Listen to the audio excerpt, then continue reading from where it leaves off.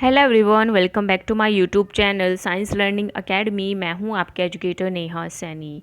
So today's topic is what is DNA. तो आज हम पढ़ेंगे कि डीएनए क्या होता है, क्या उसका काम है, किसने वो डिस्कवर किया और कहाँ पर वो प्रेजेंट होता है। ठीक है। सो डीएनए की अगर हम फुल फॉर्म देखें तो DNA is the deoxy nucleic acid. ठीक है, डीएनए की फुल फॉर्म क्या होती है? Deoxy nucleic acid. ये ऐसा मॉलिक्यूल होता है जो कि कंटेन करता है genetic information of an organism. ठीक है, यानी कि हम और हमारे जैसे जितने भी ऑर्गेनिजम्स हैं, जितने भी लिविंग ऑर्गेनिज्म जो कि इस अर्थ पर प्रेजेंट है, उन सभी के अंदर क्या प्रेजेंट होता है? डीएनए प्रेजेंट होता है। ठीक है, तो जो ऑर्गेनिजम्स हैं जैसे कि यूनिसेलुलर ऑर्गेनिजम्स और हम लोग जो है जैसे मल्टी सेलुलर ऑर्गेनिजम्स, हम सभी के अंदर क्या प्रेजेंट होता है? डीएनए प्रेजेंट होता है। जैसे कि आप सभी जानते हो हमारी बॉडी किससे मिलकर के बनी हुई है? सेल से मिलकर बनी हुई है। ठीक है, इसी सेल में न्यूक्लियस होता है। ठीक है, जब आप इस सेल की स्ट्रक्चर देखते हो, इसी सेल के अंदर क्या प्रेजेंट होता है? न्यूक्लियस प्रेजेंट होता है। उस न्यूक्लियस के अंदर क्या होता है? आपका डीएनए प्रेजेंट होता है, जो क्या करता है? जो आपकी बॉडी के लिए जितने भी एसेंशियल फंक्शंस होते हैं, ठीक है, चाहे वो प्रोटीन बनाने का काम हो या फिर आपकी बॉडी के डेवलपमेंट का काम हो, फंक्शनिंग करने का काम हो हमारी बॉडी के अंदर। ठीक है, जितनी भी इंफॉर्मेशंस है रिलेटेड टू योर बॉडी, वो किसके अंदर होती है? वो इंस्टॉल होती है आपके डीएनए के अंदर। ठीक है, so it is found nearly all cells. हर एक सेल्स के अंदर आपका डीएनए मिलता है। DNA carries the instruction needed to create protein. DNA के पास वो सभी इंस्ट्रक्शंस होती हैं जो कि आपको प्रोटीन बनाना है। ठीक है, कोई भी स्पेसिफिक मॉलिक्यूल जो कि एसेंशियल है डेवलपमेंट और फंक्शनिंग हमारी बॉडी के लिए, उसको कैसे बनाना है, कैसे परफॉर्म करनी है उसकी एक्टिविटी, ये सारी इन्फॉर्मेशन किसके पास होती है? डीएनए के पास होती है। ठीक है, और डीएनए को हम एज एन जेनेटिक मटेरियल भी बोलते हैं। क्यों हम जेनेटिक मटेरियल बोलते हैं? आपने देखा होगा आपके कुछ जो जीन्स हैं या कुछ जो कैरेक्टरिस्टिक्स हैं वो आपके पेरेंट्स से या आपके एंसेस्टर से आपके अंदर आते हैं। वो किसके थ्रू आते हैं?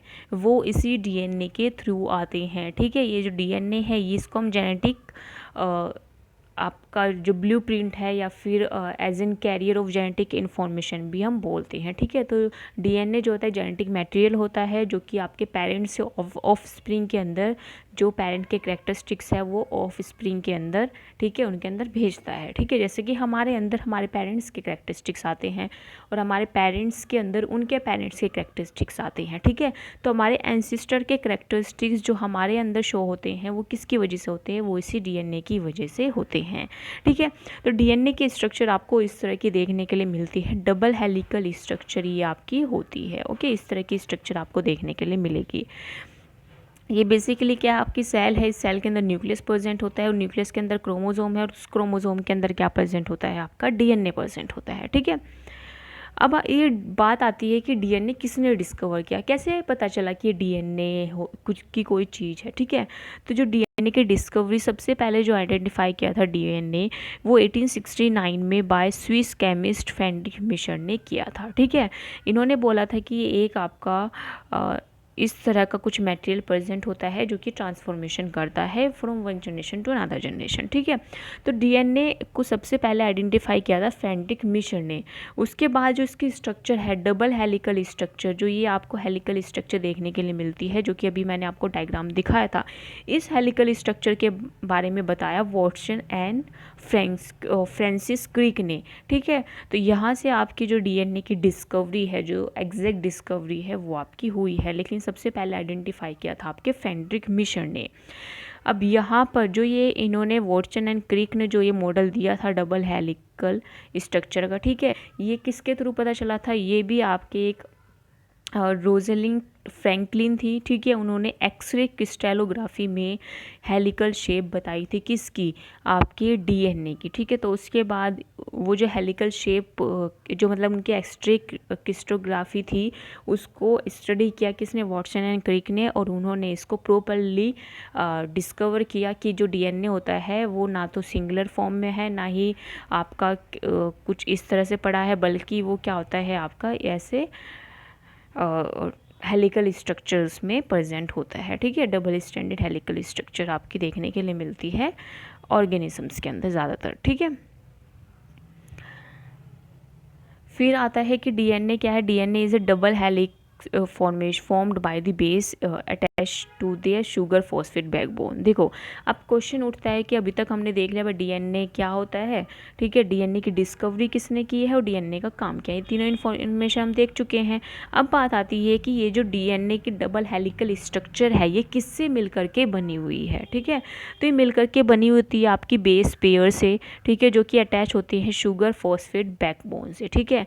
यहाँ पर क्या होते हैं आपके बेस पेयर्स प्रेजेंट होते हैं जिनको हम एडेनिन, गुआनिन, ठीक है, थाइमिन, साइटोसिन, ये क्या होते हैं आपके 4 बेस पेयर्स होते हैं जो कि बेसिकली प्रेजेंट होते हैं आपके डीएनए के अंदर, ठीक है।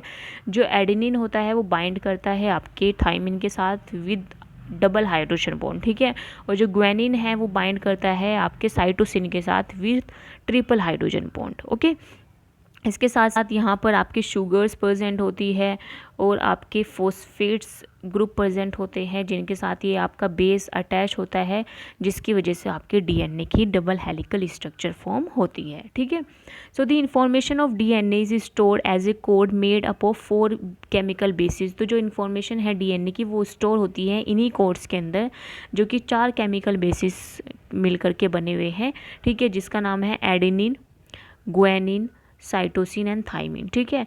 फिर बात आती है कि ह्यूमन डीएनए कंसिस्ट क्या, मतलब कितने अमाउंट में ह्यूमन डीएनए बेसिस को कंसिस्ट करता है। तो 3 बिलियन बेसिस जो होते हैं ह्यूमन डीएनए के अंदर पाए गए हैं, ठीक है।